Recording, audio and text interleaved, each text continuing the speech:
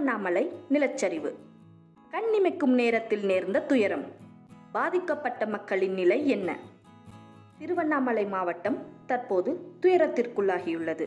இங்கு நடந்த மண் சரிவினால் 7 உயிர்கள் பறிபோயுள்ளன.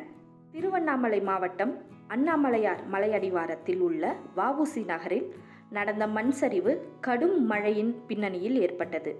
இது டிசம்பர் 1ஆம் தேதி மாலை 4:30 மணி அளவில் நடந்த விபத்து.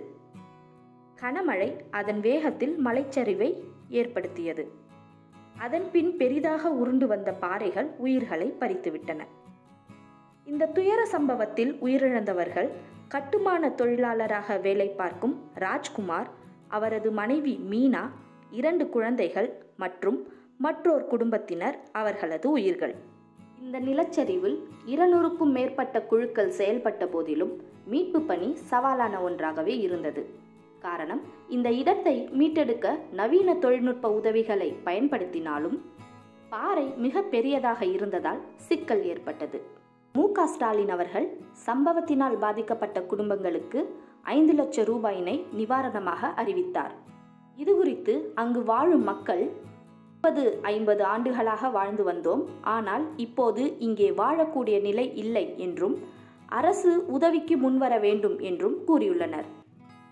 அதோடு அடுத்த மழைக்கு என்ன ஆகும் என்றும் அச்சப்படுகிறார்கள். ஏனெனில் இப்பொழுது நிலச்சரிவு பகுதிகளில் தங்கள் வீடுகளை மறுபடியும் கட்டுவதற்கான நிதி இல்லை. மக்கள் நீண்ட வருடங்களாக குடியிருப்புக்கான உரிமை கேட்டு வந்த நிலையில் தற்போது பட்டா இல்லாத பகுதிகளில் வசிப்பவர்களுக்கு மாறுதலாக தற்காலிக குடியிருப்புகள் மட்டுமே வழங்கப்படுகின்றன. மற்ற செய்திகளை உடனுக்குடன் தெரிந்து கொள்ள ழ ஊடகத்துடன் தொடர்ந்து இணைந்திருங்கள். ழ ஊடகத்திற்காக ஷாமிலி முத்துக்குமார். நன்றி.